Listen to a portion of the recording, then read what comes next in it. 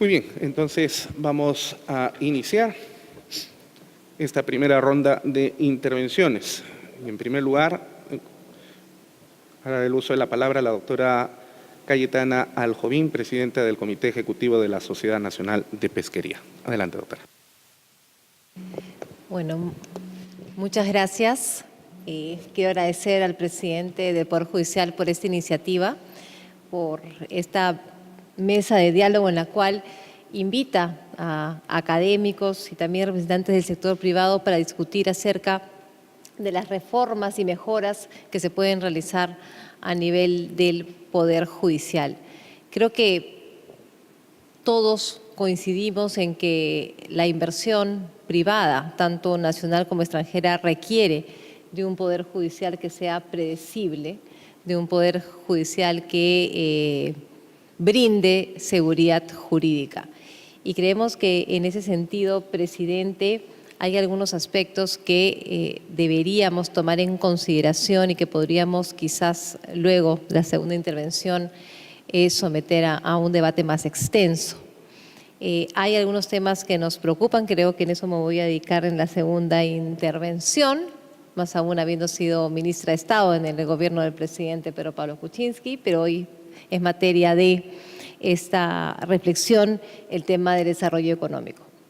Cuando nosotros vemos y discutimos el tema de la inversión privada, los inversionistas lo que ven es los niveles de seguridad que un poder judicial de cualquier país le brinda al inversionista. Y por tanto el Poder Judicial nos tendría que garantizar esa predictibilidad. ¿Cómo lograrlo? En el sistema anglosajón, el tema de la jurisprudencia, está comprobado que es un sistema que va asegurando en el tiempo predictibilidad en las decisiones, toda vez que si bien se puede modificar el entendimiento al cual se ha llegado, tiene que haber una justificación y una sustentación de por qué el cambio de un comportamiento y de una decisión que se ha venido realizando.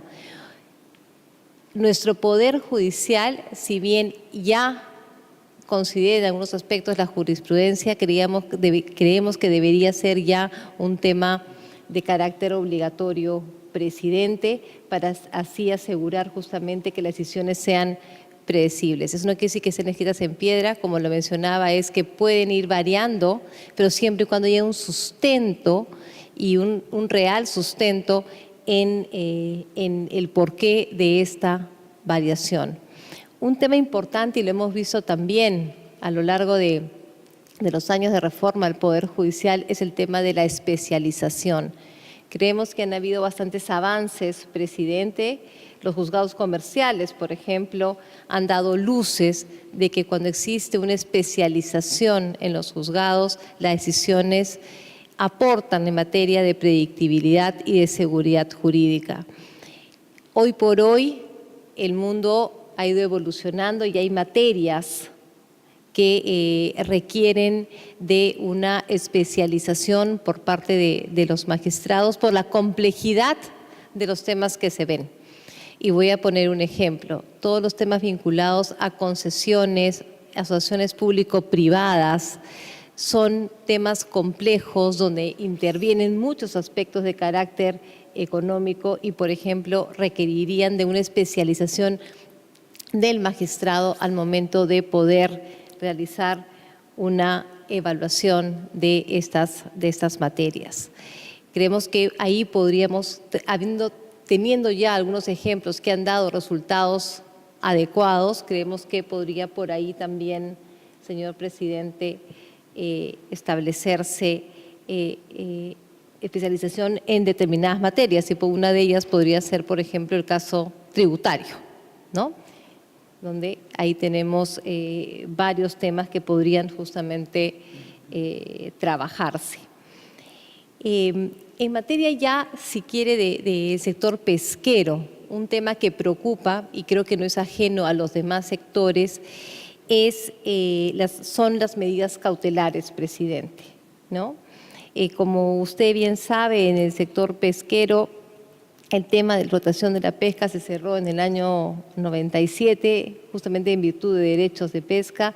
Sin embargo, vía medidas cautelares, se ha ido abriendo a veces este sistema. Medidas cautelares que duran no 6 meses, 10 años. Y eso lo que hace es perforar, ¿no es cierto?, un sistema que lo que busca justamente es la explotación sustentable del recurso. Estamos hablando, ¿no?, de los recursos en la pesca y estamos hablando de la sostenibilidad de los recursos. No podemos permitir que vía medidas cautelares, que felizmente después de 10 años, ¿no es cierto?, dejan de serlo, se venga explotando sin tener en realidad un derecho adecuado, ¿no? Es un tema que preocupa, presidente. Sé que usted ya lo conoce, que lo ha escuchado, y creemos que ahí también tenemos espacios de mejora en ese sentido. Y también creemos que tenemos espacios de mejora en todo lo que es la persecución de los delitos ambientales, ¿no? El tema vinculado a el control, la fiscalización de la pesca ilegal, por ejemplo, requiere de un poder judicial también comprometido para, en realidad, tanto el Ejecutivo, el sector pesquero y el Poder Judicial son partes importantes en la lucha de este flagelo, ¿no?, de la pesca ilegal. Son las reflexiones, presidente, que quería compartir con usted y con la mesa, y felicitarlo por abrir el diálogo, por escuchar, ¿no?, a los agentes económicos, a la academia. Creo que es una manera en que vamos a poder lograr, ¿no es cierto?, una serie de mejoras justamente en beneficio de los ciudadanos. Gracias. Se habló también de que en el sector pesquero hay problemas con las medidas cautelares. Este problema se debe a lo que en mi concepto es un error en la legislación, y es la posibilidad de que los ciudadanos puedan recurrir en una acción constitucional ante cualquier órgano de la República, y resulta que algunos, por ejemplo, algunos propietarios de casinos se iban a la selva o a la sierra, una acción de amparo, y el juez del último rincón del país autorizar el funcionamiento de un casino en Lima, ¿no? Esto también se ha corregido en parte, se han establecido ciertos parámetros mediante ley para las acciones de amparo, ¿no? Y hay un proyecto de ley presentado por la Corte Suprema ante el Congreso para hacer lo mismo con las acciones de habeas corpus, para que sea el juez del lugar donde se produce la violación del derecho constitucional el único que pueda conocer y pronunciarse sobre estas acciones constitucionales. También se ha hablado del control de los jueces y las consecuencias que traen para el sistema fallos desacertados.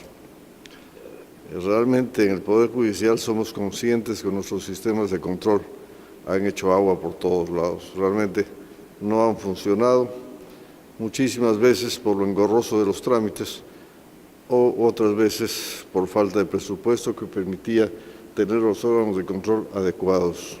Hace algunos días en el Congreso se ha aprobado la nueva ley de control del Poder Judicial, ¿no?, en que va a haber un funcionario nombrado por la Junta Nacional de Justicia, que no es miembro de la Corte Suprema, con rango de juez supremo, pero que no es miembro de la Corte Suprema, que va a dirigir el sistema de control y estará integrado por jueces contralores especializados. Ya no es que a un juez civil lo llevan por 2 años a control y después regresa a civil, o a un juez penal igual, sino que va a haber jueces nombrados especialmente, jueces contralores, que se van a dedicar pues a esta labor a tiempo completo y mientras dure su carrera judicial. Creo que estas normas, que si bien es cierto al comienzo tuvieron cierto rechazo por parte de la Corte Suprema, pero finalmente hemos entendido y hemos aceptado, ¿no?, que sin un control adecuado el sistema no puede funcionar. Y estamos a la espera de que esta ley se implemente y a corto plazo tengamos pues un órgano de control que más que sancionador sea disuasivo y evite estos pronunciamientos arbitrarios o erróneos. Vamos a escuchar entonces en primer lugar a la doctora Cayetana Aljobin Gazzani. Tiene el uso de la palabra, doctora. Muchas gracias. Gracias, presidente, por los comentarios y por los avances que nos acaba de señalar. Efectivamente, los acuerdos de sala plena son una práctica importante, pero yo diría, presidente, que aún insuficiente, porque por acuerdos a la plena no se puede ver todos los aspectos que se discuten a diario en el Poder Judicial. Y cuando nos referíamos a temas de jurisprudencia es para justamente tener ya la casuística, digamos, normada para justamente evitar discrecionalidad en los fallos. Yo celebro, presidente, lo que nos acaba de comentar, que va a haber pronto un acuerdo de sala plena para justamente delimitar los criterios para la detención preliminar. Pero me preguntaba, ¿y mientras eso ocurre, qué, presidente? Hemos leído ayer, y usted debe haber visto en los medios de comunicación, más de 30 ministros hemos firmado un comunicado justamente señalando nuestro parecer respecto a la detención preliminar ocurrida con el presidente Pedro Pablo Kuczynski. Si uno lee la resolución, presidente, la motivación de la misma llama poderosamente la atención, los fundamentos de esta detención, peligro de fuga, una persona que tiene impedimento de salida del país, que tiene domicilio conocido, que tiene bienes y se le dice que no tiene arraigo en el Perú y que por no tener trabajo, una persona de 80 años tiene peligro de fuga, llama, presidente, poderosamente la atención. Creo que requiere de una revisión al respecto. En el tema de la especialización, efectivamente, usted lo ha mencionado, hay ya una serie de juzgados especializados, pero ahí también la pregunta, presidente, es cuando estos casos son apelados. La especialización también ahí deberíamos ver cuando sube justamente a una segunda instancia, vamos perdiendo la especialización, cómo poder asegurar que la especialización se mantiene. Ese es un aspecto que creo que también, presidente, podemos comentar. Y en el tema de digitalización, creo que hoy por hoy los avances de la tecnología, estamos casi cerca a poder implementar el 5G, creo que deberíamos poder trabajar de una manera conjunta mucho más rápido en asegurar justamente la digitalización de todo el proceso, ¿no? Creo que es importante justamente para temas de evitar corrupción, por un lado, asegurar transparencia y asegurar esta predictibilidad. Nosotros quisiéramos avanzar en esto de la digitalización con mucho más celeridad, pero es un proceso bastante oneroso, ¿no? Con el doctor César San Martín en su presidencia viajamos a Corea del Sur y vimos cómo funcionaba el sistema en Corea del Sur, que nos pareció espectacular.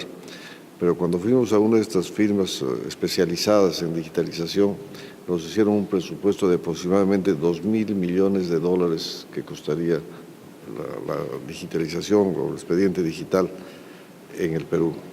Obviamente, eso era inalcanzable en ese momento. Ahora, lo que antes decía que no podíamos hacerlo, porque se tuvo que contratar incluso empresas extranjeras para hacer los software, con nuestro propio personal lo hemos hecho y los costos han bajado muchísimo, y el Banco Mundial está a punto de darnos un crédito de 340 millones con el que creemos que se va a terminar el expediente digital electrónico no penal. El expediente digital o electrónico penal tiene otra fuente de financiamiento del Banco Interamericano, que eso todavía está por comenzar, ¿no? Y en cuanto a la predictibilidad o los acuerdos plenarios, hubo un problema, y les explico. Las salas penales también, en base a un artículo de la ley orgánica, comenzaron a sacar no sentencias plenarias, sino sentencias normales pero vinculantes, o sea, firmadas por 5 magistrados pero vinculantes. Pero resulta que el señor Inostroza Pariachi, famoso Inostroza Pariachi, sacó una sentencia vinculante que desbarataba el delito de lavado de activos. Entonces, ante el peligro de que eso se vuelva a presentar, ¿no?, se acordó que por ahora no iban a salir más sentencias vinculantes firmados por una sala. De modo, por ahora tienen que firmar todos los jueces de la Corte Suprema de la especialidad un precedente vinculante. Pero creo que poco a poco volveremos a la normalidad y serán las salas individualmente las que emitan estos fallos vinculantes. Eso quería comentar.